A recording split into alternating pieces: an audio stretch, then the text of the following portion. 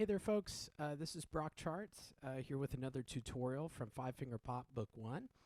This is the second tune of the book. This is Bittersweet. And so your left-hand thumb, your left-hand 1 is going to be on this A right below middle C. And your right-hand 1 is going to be on D here right above middle C. And so this is very much like a pop ballad. I was kind of thinking of bands like Dashboard Confessional or bands kind of similar to that. And so just things to be cautious about whenever I'm sight reading something. I like students to, scan that first couple of lines, see, are there any accidentals? Are there any crazy jumps or anything like that? We do see in that in the second measure, there's an F sharp.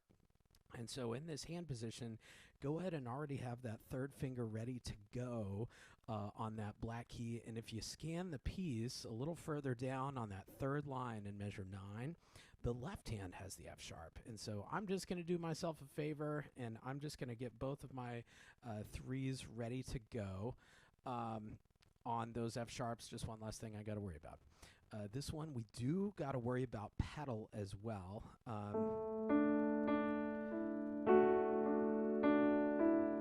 And my advice for the pedal with students, I would recommend just even trying out just left hand alone, because something simple like that, you can really hear if the colors are meshing, if the pedal is a little late, or you'll hear the silence if the pedal is too early.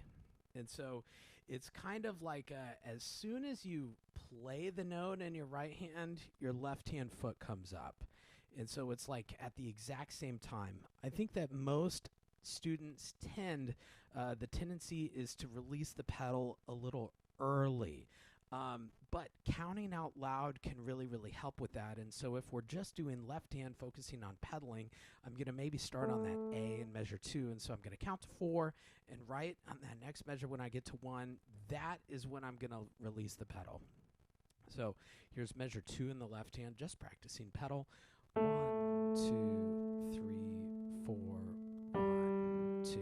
And my right hand is kind of mimicking the motion of my foot. And so let's try that again. 1, 2, 3, 4, up, down, 2, 3, 4, 2, and then measure 5, we do it again, up, down, 2, 3. So it's a very fast motion, but I would recommend if you're struggling with the damper pedal, or this is pretty early on in your lessons and kind of learning the pedal, I would recommend just looking at left hand alone. So then you can really hear how that pedal is very crystal clear. So with hands together, nothing super crazy happening in the first couple of lines. Watch out for the crescendo happening in 7 and 8. We're going to this big chorus right in measure 9. And we're building, and right here in measure 9, it's like a big moment of the tune where everything in the first couple lines, that intro, is building to this moment. And so make sure you're playing it very full and that louder dynamic right there.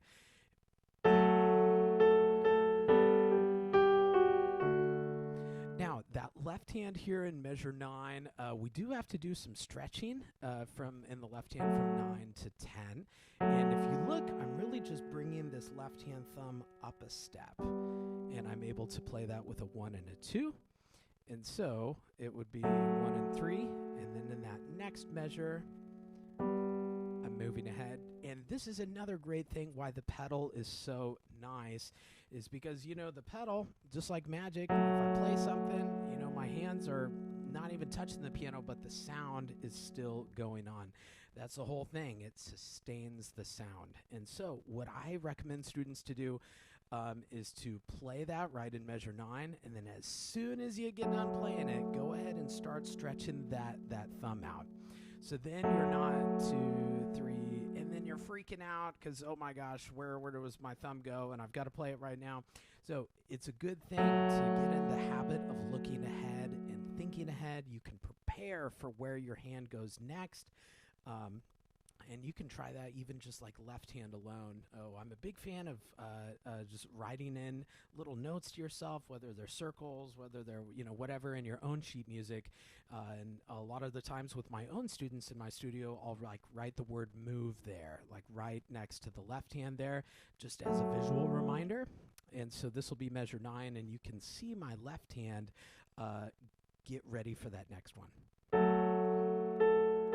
And so where I'm there way before I need it. And same thing here with the right hand.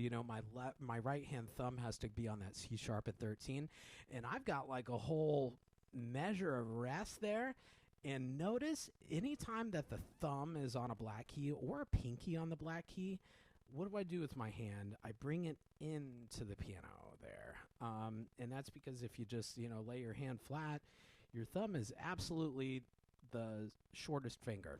And so if you play, try to get that thumb up here where we play most of the time, gosh, it's just really awkward. You have to end up like stretching your wrist or like your elbow, and it's just kind of weird. So we want to comfortably get that thumb on there, and so we want to go into the key bed a little bit.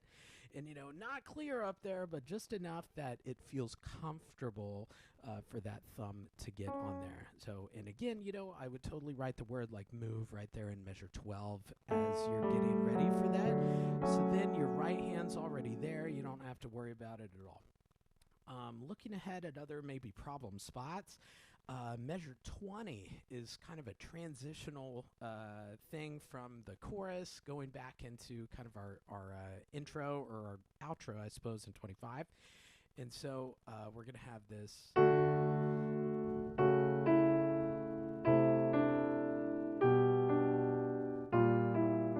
And so I recommend for students to try that left hand alone and look at different patterns, see if you can identify what's really happening here. For the most part, it's a descending melody in the left hand. That's really the important part. And so your 5, your left hand pinky is going to be getting a workout. Most of the time, your thumb isn't doing anything. You're just staying on that A, at least for 19, 20, and 21. And so again, I would take full advantage of the pedal here. As soon as you play that note right at 19, go ahead and move to that next spot. Just one less thing you got to worry about. Helps you get prepared. So let's do that left hand together right at 19. So, and then I'm moving that thumb, or that pinky, there we go, down to C natural. And I'm going to bring the whole hand down a step. Keep that same spread out shape right here in measure 22. And then I'm going to extend that pinky even a little bit more for that B flat. And I have quite a bit of time to get ready, and especially with the pedal there, I just keep the pedal down and I can have that left hand 2 ready to go on this B flat to go back to 25. And 25 is, it's just the same thing as the beginning there. So with right hand, this is how 19 through 25 would sound. So we've got both hands here. And look at my left hand, how ahead of time I'm moving. Just as soon as I play, I'm already going to that next position. So it makes my life a lot less stressful.